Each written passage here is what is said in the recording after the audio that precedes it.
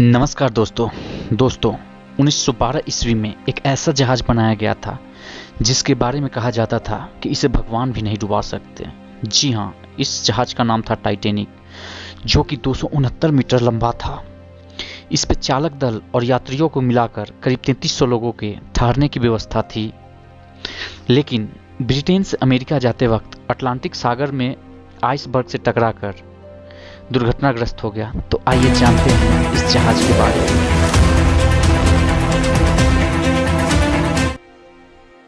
इसे आयरलैंड के बेलफास्ट की हार्लेट एंड उल्फ नाम की कंपनी ने बनाया था। इसकी लंबाई 269 मीटर, चौड़ाई 28 मीटर और ऊंचाई 53 मीटर थी। इसे व्हाइट स्टार लाइन नाम के कंपनी द्वारा ऑपरेट किया गया था। इस जहाज में 3 इंजन थे, साथ ही भट्टियों में 600 टन तक कोयले की खपत होती थी। उस वक्त इसे बनाने में लगभग 7.5 मिलियन डॉलर लगा था। तैयार करने में 3 साल लगे थे। जहाज में 3300 लोग सवार हो सकते थे। जब यह पहली बार सफर पर निकला तो यात्री और चालक दल को मिलाकर 2200 लोग इस पर सवार थे। जब टाइटैनिक ब्रिटेन के साउथहैम्पटन से अमेरिका के लिए रवाना होने वाला था तो लगभग 1 लाख लोग उसे देखने आए थे, क्योंकि ये जहाज इतनी भव्य थी। ये बाहर से देखने में जितना भव्य लगता था उससे ज्यादा ये अंदर से भव्य था। ये इतना लग्जूरियस था कि इसमें 2 बड़े बड़े ग्राउंड स्टेयर्स थे, हीटेड स्विमिंग पूल्स थे, एक जिम था, 4 रेस्टोरेंट था, एक लाइब्रेरी था, एक टर्किश बार था, इलेक्ट्रिक बाथ था और बार्बर शॉप था। ये एक चलता फिरता लग्जूरियस होटल था जिसमें हर तरह का सुविधा मौजूद था। ऐसा कहा जाता है जिस दिन टाइटैनिक ने अपना सफर शुरू किया उससे कुछ दिन पहले ही एक अन्य जहाज ने अटलांटिक सागर को पार किया था। तब उसने 12 अप्रैल यानी हादसे से ठीक 2 दिन पहले टाइटैनिक को वायरलेस मैसेज के जरिए हिमखंड की मौजूदगी को लेकर चेतावनी भी दी थी, लेकिन यह संदेश कभी टाइटैनिक तक पहुंचा ही नहीं। टाइटैनिक जहाज के हादसे से कुछ महीने पहले ही ग्रीनलैंड के एक हिस्से में ग्लेशियर का 500 मीटर का बड़ा टुकड़ा उससे अलग हो गया था। यह टुकड़ा हवा और समुद्र के जरिए दक्षिण की तरफ जाने लगा। 14 अप्रैल 1912 को इसकी टाइटैनिक से टक्कर हो गई। तब जहाज की स्पीड 41 किलोमीटर पर आवर थी। वो इंग्लैंड से अमेरिका के न्यूयॉर्क शहर की तरफ बढ़ रहा था। घटना के वक्त इसमें 2200 लोग सवार थे। हादसे में 1500 लोगों की मौत हो गई। इसे आज तक का सबसे बड़ा समुद्री हादसा कहा जाता है। टाइटैनिक के डूबने का मुख्य कारण अत्यधिक गति से चलाना था। टाइटैनिक के मालिक जे ब्रूस ने जहाज के कप्तान एडवर्ड स्मिथ को जहाज अत्यधिक गति से चलाने को कहा था, ताकि वह सबसे कम समय में इस यात्रा को पूरा करने का रिकॉर्ड बनाते। कप्तान को 6 बार आइसबर्ग होने की चेतावनी मिली थी, लेकिन जहाज का स्पीड कम नहीं किया गया। कप्तान को लगा आइसबर्ग आने पर जहाज को मोड़ लिया जाएगा, लेकिन ऐसा हुआ नहीं और जहाज आइसबर्ग से जाकर टकरा गया। टकराव के बाद एडवर्ड स्मिथ, जो कि जहाज के कप्तान थे, उन्होंने रेडियो ऑपरेटर को डिस्ट्रेस सिग्नल भेजने को कहा ताकि कोई जहाज जो उनके अगल बगल में हो वह उन्हें बचाने आ जाए। इसके बाद रेडियो ऑपरेटर द्वारा एक के बाद एक कई सिग्नल भेजे जाते हैं, लेकिन कोई भी इस सिग्नल का जवाब नहीं देता है।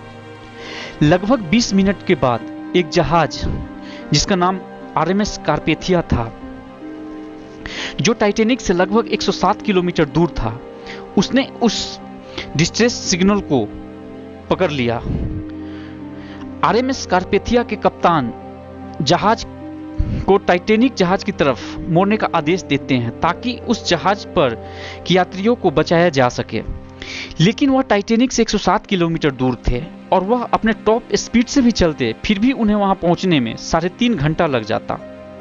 इधर इस जहाज पे जो लोग मौजूद थे उन्हें लगा यह छोटा मोटा टकराव है, क्योंकि इस जहाज को अनसिंकेबल माना जाता था, यानी कभी नहीं डूबने वाला जहाज, क्योंकि इसमें डबल बॉटम हल का प्रयोग किया गया था।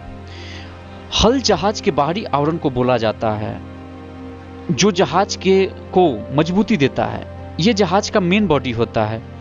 लेकिन इसे और सेफ बनाने के लिए बॉटम में डबल हल का इस्तेमाल किया गया था। टाइटैनिक को 16 वाटर टाइट कंपार्टमेंट में डिवाइड किया गया था। दरअसल ये भाग जहाज का निचला हिस्सा होता है जो पानी के नीचे चलता है। दरअसल इस निचले वाले हिस्से में कोई छेद हो जाए तो जहाज में पानी भरने के कारण वह डूब जाएगा, लेकिन टाइटैनिक के निचले हिस्से को 16 वाटर टाइट कंपार्टमेंट में बांटा गया था। इससे फायदा ये होने वाला था कि अगर बाई चांस साइड से किसी चट्टान से टकराता है और लीकेज होता है तो जहाज का जो कंपार्टमेंट क्षतिग्रस्त हुआ है केवल उसी में पानी भरेगा और बाकी के कंपार्टमेंट में पानी फ्लो नहीं करेगा। इससे जहाज डूबने से बच जाएगा। टाइटैनिक को बनाया ऐसा गया था कि अगर 16 में से 4 कंपार्टमेंट में पानी भर भी जाए फिर भी जहाज नहीं डूबेगा, लेकिन टक्कर होने से इसके 5 कंपार्टमेंट क्षतिग्रस्त हो गया था और इसमें पानी भरने लगा था। जब जहाज डूबने लगी तो लोगों में भगदड़ मच गई और जहाज पर जो लाइफ बोट्स थी उसकी संख्या मात्र 20 थी, जिस पे मात्र 1200 के लगभग लोग जा सकते थे, जबकि जहाज पर 2200 लोग थे। धीरे धीरे लोगों को लाइफ बोट पे शिफ्ट किया जाने लगा। पहले औरतों और बच्चों को लाइफ बोट पे चढ़ाया गया। जल्दी जल्दी में पहले लाइफ बोट जिसमें 62 लोगों को ले जाने की क्षमता थी उस पे मात्र 28 लोगों को ही ले जाया गया। रात करीब 1 बजे तक जहाज का जो अगला हिस्सा था वो पानी में डूबने लगा। इसकी वजह से जहाज के पीछे का जो हिस्सा था वो पानी से बाहर आ गया और जो प्रोपेलर्स थे वो भी पानी से बाहर आ गए। 2:20 पे जहाज 2 टुकड़ों में बट गया और धीरे धीरे पानी के अंदर डूबने लगा। जो 1500 लोग जहाज पे मौजूद थे वे या तो जहाज के साथ डूब गए या जिन लोगों को तैरने आता था वो हाइपरथर्मिया की वजह से मारे गए। पानी का तापमान उस समय -2 डिग्री था। इस टेम्परेचर में अगर कोई व्यक्ति गिरता है तो कुछ ही मिनटों में उस व्यक्ति की मौत हो जाएगी। कुछ लोगों का कहना है कि जहाज का कप्तान एडवर्ड स्मिथ लास्ट तक उस जहाज पे बने रहे। इधर कारपेथिया जहाज जो करीब वहाँ 3:30 से 4 बजे के बीच पहुँचता है वह लगभग 750 लोगों को बचा लेता है जो लाइफ बोट्स पे मौजूद होते हैं। इस प्रकार कभी नहीं डूबने वाला जहाज डूब जाती है। इस जहाज को ढूंढने में पूरे 70 साल लग गए। टाइटैनिक का मलबा सितंबर 1985 में मिला था। इसे American ocean explorer Robert Ballard और French oceanographer Jean Louis Michel ने मिलकर ढूंढा था। समुद्र के नीचे लगभग 3.8 किलोमीटर पर इसकी मलबा पाई गई जो 2 अलग अलग हिस्सों में थी। ये दोनों हिस्से लगभग 800 मीटर की दूरी पर था। अमेरिकी नौसेना ने इसको खोजने में अहम भूमिका निभाई थी। इसका मलबा न्यू फाउंडलैंड कनाडा के तट से लगभग 370 मील दूर है।